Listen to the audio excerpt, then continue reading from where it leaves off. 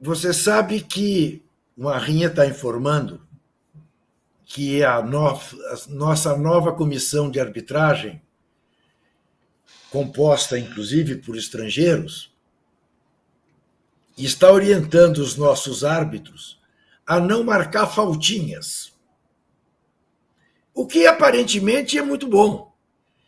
Mas eu tenho muito medo da interpretação do que seja faltinhas e faltonas por parte de nossos assopradores de apito. E você? O que é uma faltinha, né? Eu também acho interessante. Agora, desde que expliquem para a gente o que é uma faltinha e o que é uma faltona. Qual foi o critério? Até onde a faltinha é faltinha e deixa de ser faltinha e vira faltona? Não sei, carrinho, levantar o pé, não sei, sabe? Eu acho meio estranho isso. Curioso, estranho, curioso, não sei o que dizer.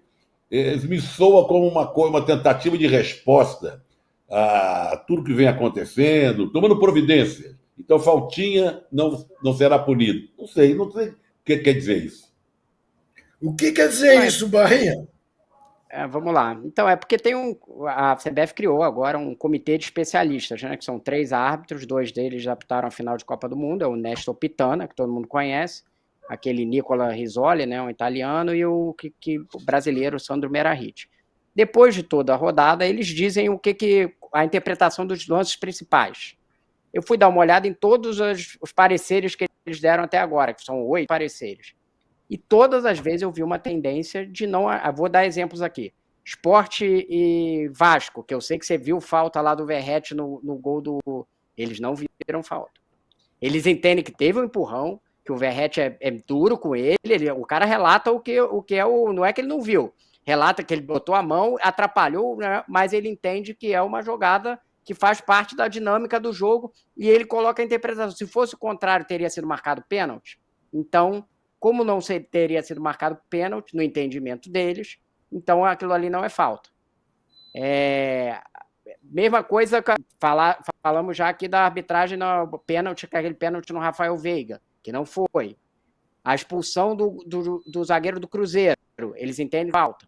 Então não era para ter sido expulso. Então eu olhei todas as interpretações, todos eles davam a interpretação a favor ou contra o árbitro, mais permissivo do contato. Então, quando o Trajano fala isso, na verdade, você criar uma linha de corte que é mais permissivo, e aí todo mundo vai saber, olha, eles não são a comissão de arbitragem, a comissão é lá do Rodrigo Sintra, mas eles que dizem qual é o direcionamento.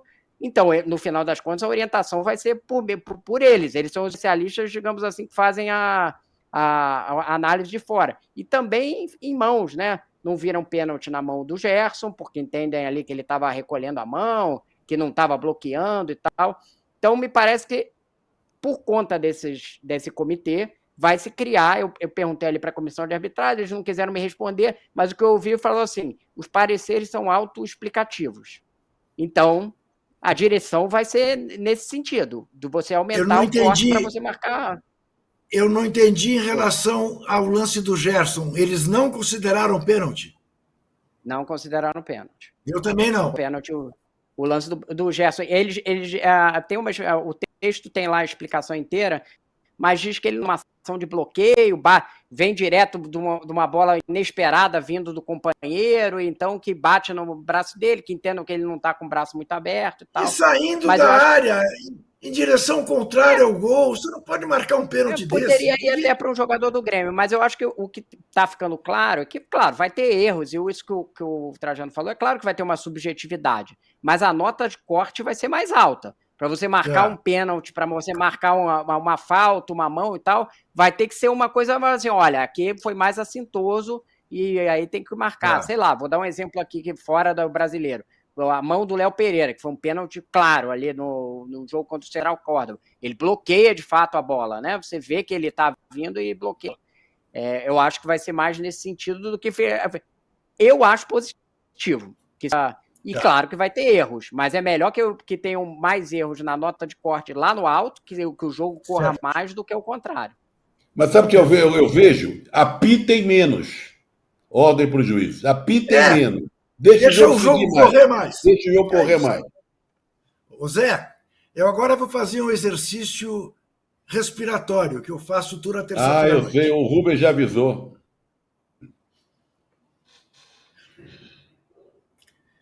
Respirei e continuamos. Eu queria ler aqui pelo menos uma de tantas mensagens. Do Dreis CP. Caros, quero fazer um pequeno protesto. As efemérides e a parte de cultura estão ficando muito marginalizadas do programa, quase sem tempo para elas. São as partes que eu mais gosto. Por que isso? Você tem toda a razão, Dreis. Eu sei o quanto eu tenho corrido quando chega nessa parte. Por isso, em sua homenagem, vamos a ela. Vamos agora falar de cultura.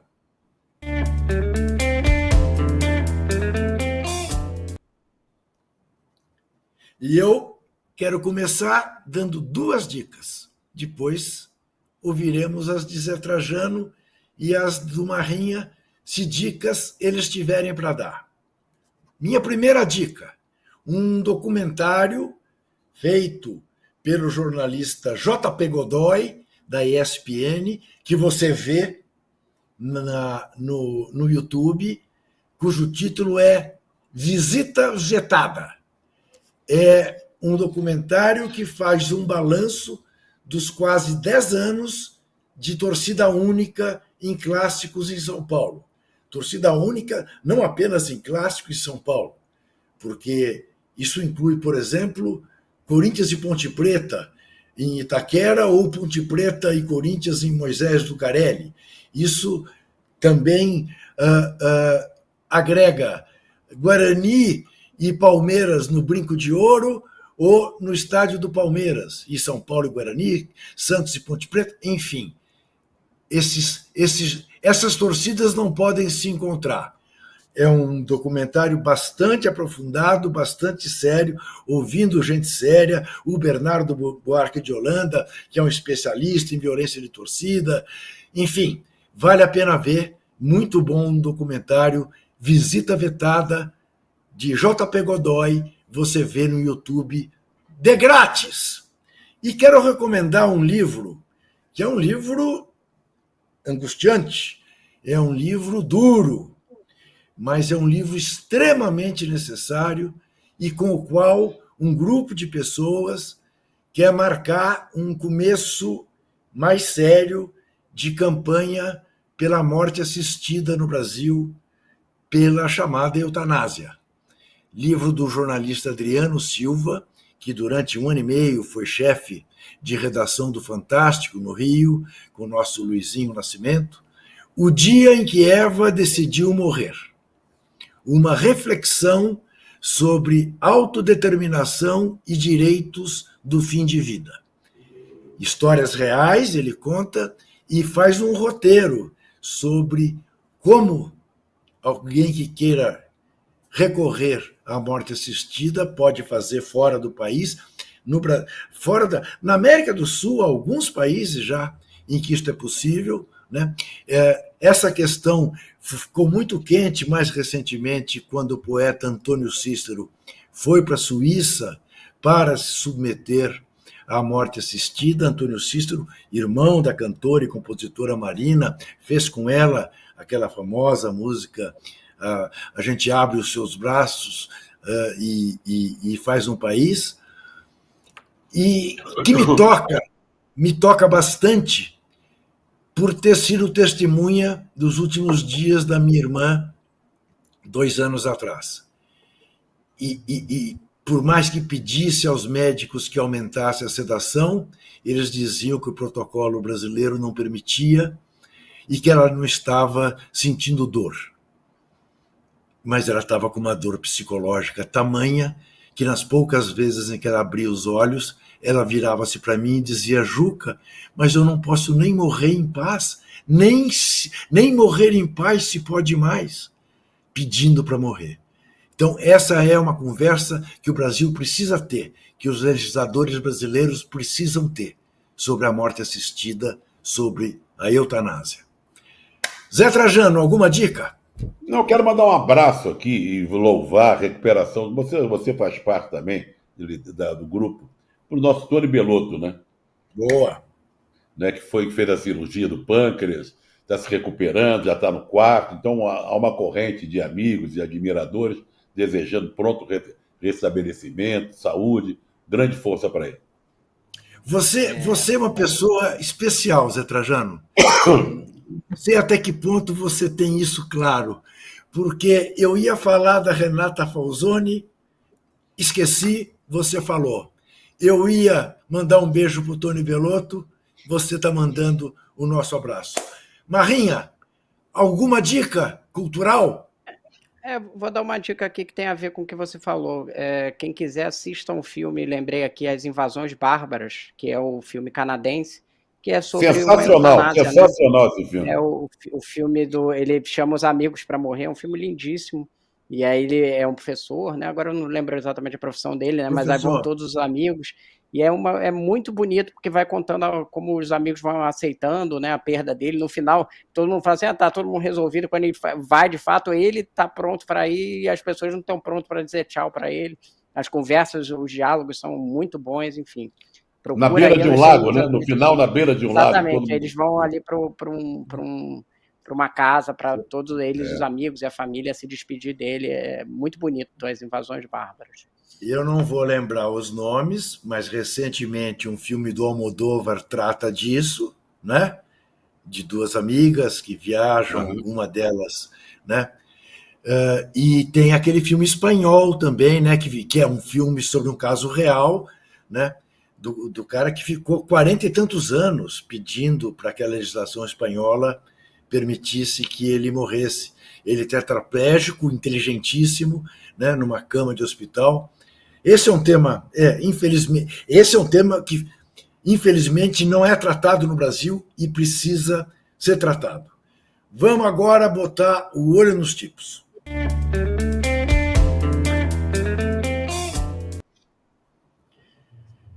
Eu quero recomendar a matéria no site da Gazeta Esportiva do repórter Tiago Salazar, que teve acesso a partes do inquérito da Polícia Civil de São Paulo sobre o caso Vaidibet, que envolve o Corinthians e que envolve o ex-diretor administrativo do Corinthians, esse que está apontando, Marcelo Mariano, o apontado Augusto Melo, Mariano já depois ontem, Melo deporá hoje e Sérgio Moura, o ex-diretor de marketing do Corinthians, que foi quem trouxe o tal do Cassundé para essa negociação, que o Cassundé diz não ter participado, embora tenha recebido, ou teria a receber 25 milhões de reais distribuídos por contas de laranjas, e